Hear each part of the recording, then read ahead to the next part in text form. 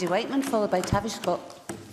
Thank you, Presiding Officer, and I thank Neil Findlay for bringing this debate.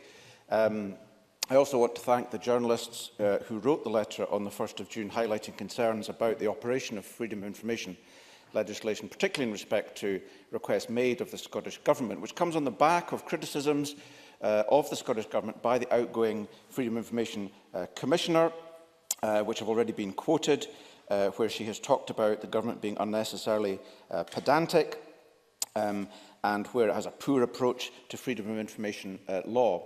And on the face of it, journalists do appear to be being treated differently, yet they play a vital role in holding power to account. Now, beyond this particular debate, I would ask the Minister if he will be providing a full response to the journalists who wrote the letter to, I think it was, Cabinet Secretary Derek Mackay. It's clear to me that we need proper post-legislative scrutiny of the 2002 Act, if for no other reason than an important part of the regime, the Environmental Information Scotland Regulations, is an EU directive, which will be affected by the UK leaving the EU. But I just want to use my 3 minutes to highlight 3 improvements to FOI legislation. The first is the question of an internal review, and Neil Findlay alluded to this. The failure to respond to requests on time has led to the internal review process being used to address this failure and being then unavailable to be used to challenge an unsatisfactory response, leaving only a full appeal to the Commissioner.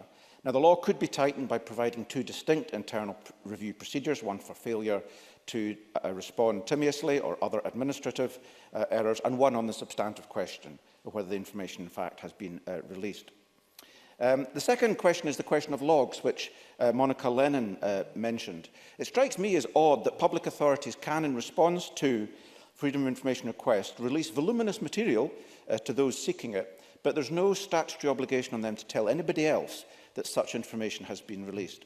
Now, the means to do this is by a log of requests and responses published by public authorities. Now, the Scottish Government and other authorities have done this, paying, particularly in relation to high-profile cases, for example, the release of McGrahy, the decision to approve planning consent for Mr Trump's golf course, in the case of the City of Edinburgh Council, information relating to tenement repairs scandal. But if freedom of information is to realise its full potential, then all releases should be, as a matter of course, be published on the log.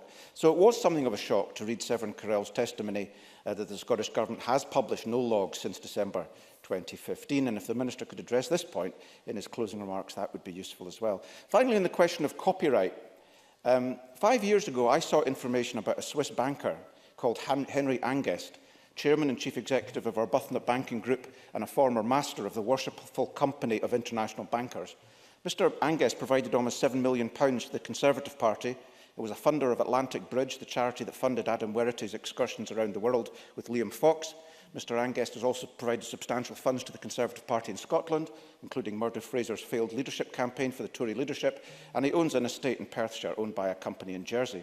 Now, in 2005, Mr Angest began providing funding to Perth College to finance research on private land ownership in Scotland. So I asked Perth College about this money and Mr Angest's relationship with them.